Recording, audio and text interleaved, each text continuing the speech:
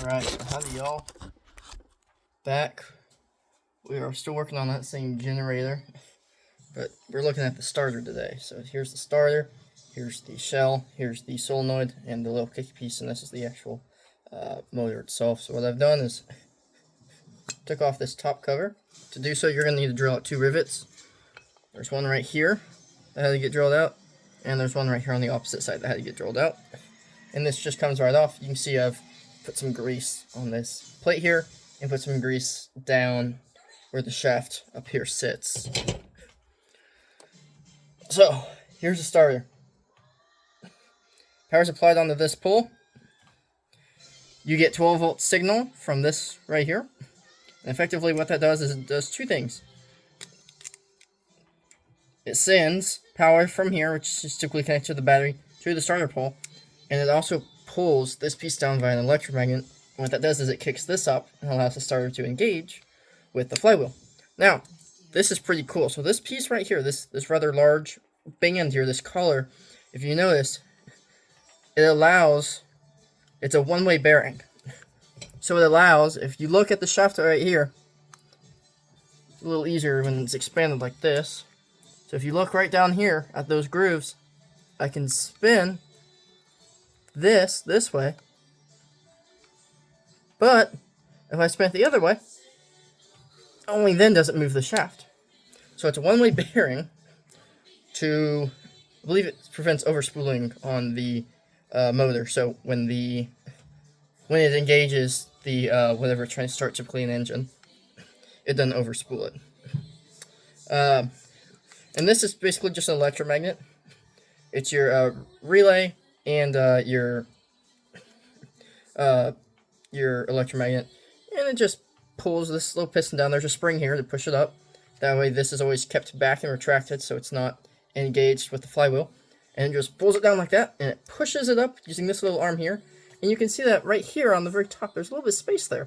But the idea there is, once this has been completely pushed down via the electromagnet, these grooves down here, these striations on the shaft, they're angled. They're not just straight. So as this spins, it'll actually pull itself up towards the tip of the shaft there.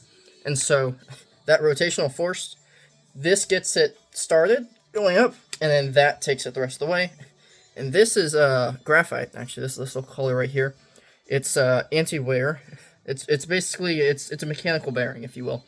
Like on this is a bearing. It uses little balls inside, and they run around the track. Sorry, I got chickens behind me. This is designed to wear over time, but it wears very, very slowly. Putting it back together, we're gonna take it apart. You're gonna have to take off this little tab here, which it's soldered directly. Pull this off.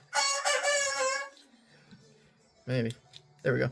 It's soldered directly on the tab of the starter. So you just gotta pull this off. Obviously, right here it's on because it's about to get reinstalled.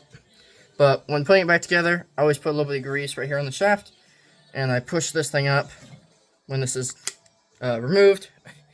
If you don't want to remove all this, I had to remove all this. It is real rusted, so I cleaned out all the rust. I used some of that rust dissolver, which is just phosphoric acid, I believe, which is pretty cool, but I could go on for hours talking about that stuff.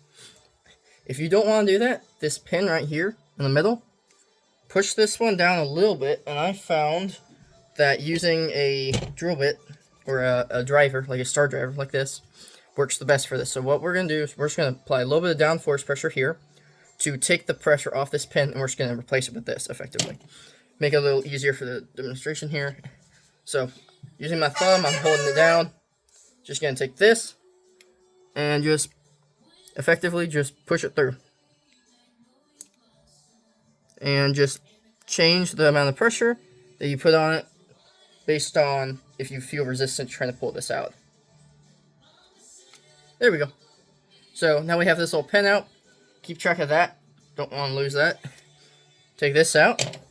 And if you let that go nice and slow, now you see these are no longer lined up. Push this up all the way towards the top. Use your finger to hold it. And you can pull this out like that. So that's what it looks like on the inside. Just a big electromagnet. and it just pulls this piece down, and that acts as the pivot. I always put a little bit of grease around both of. I always put grease around here and a little bit up here, as you can see. You can see I used that red high temp grease. I don't really want to focus, but there is grease up in there. But if your starter's not working, but this is fine, the motor runs fine, it just won't pop up, it's probably this piece right here. And typically they can be pretty expensive. This one was like $80, I think, from Amazon. Plus, it would take a couple days to get here. I'm only in town for a couple days, so it didn't really make sense to me. But just make sure when you put this piece back, there's a washer right here. And there's 2 spaces. Make sure it goes up here in this top space. You don't want it to go down here. So I found the best way to do it is to, if it helps, you can flip it upside down. All you're trying to do is just make sure this piece stays up like this. You're going to put this piece right here, while pushing this piece right back into there. You're just going to push it back down. Make sure those holes line up. Take your pin. This one already has grease on it, so I'm not going to re-grease it. And just push it right back in there. You want there to be a little bit of overhang on each side. A little bit more. Alright, so now you look straight down, you can see there's a little bit of overhang right here. And a little bit of overhang right here. And that's how you can tear it down. If you want to take it apart, you'll just remove, it's a 14mm nut. You're going to remove that nut, and you're going to pull this tab off. And then there's 2 Phillips head screws right here and right here. Pull them out, and this entire piece will pop off. You can buy this with the plate right here, so you can see that there's 2 pieces. It's kind of difficult, but there's this silver piece and this black piece. The black piece is the case of the motor. So if your motor dies and you don't want to replace all this, you can choose just to replace this. Unfortunately, nowadays, most stuff is pretty cheap, so if your motor dies or your solenoid dies, it's typically cheaper just to replace both. But this is an older model, so it makes more sense, at least for me, to just replace one of these, especially if one of them still works and motor works, passed all the tests. It was really, I just couldn't get to jump out and engage, so hopefully this fixes it. And you can see, before I had to apply a lot of force to make it go down, and it would stick down like that. It wouldn't spring back, so I'm feeling good about this. But yeah, that's just your trigger, as I call it. If you're looking at it like this, that's your pin that goes to the starter. This is your pin that your battery sits on, and this gives the 12-volt signal.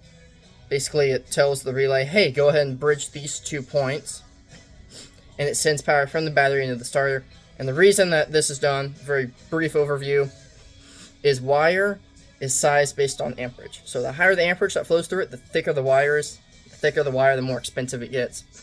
So this allows you to have maybe 1 or 2 or maybe 3 feet of really nice, thick copper wire going from the battery lug to this lug, and then just a little bit going from this lug right here to this lug right here on the starter, and then run the fairly thin and expensive wire from here all the way to typically your keyed ignition, and then back to the battery using a very thin wire, because you're not really drawing a whole lot of amperage on this pull. You're just drawing just enough to excite a small field in here that basically closes a larger contact that connects these 2. And at the same time, that also produces a large magnetic field, which in this solenoid pulls this piece down and allows your starter gear to engage. So now all we're going to do is we're just going to find where I put the 14mm nut. I believe it's over there where I'm working. We're just going to put it back, put this casing back on, and there's a couple screws that hold it in place. And then, yeah, it should work, and I'll keep you all updated on the progress. Thank you.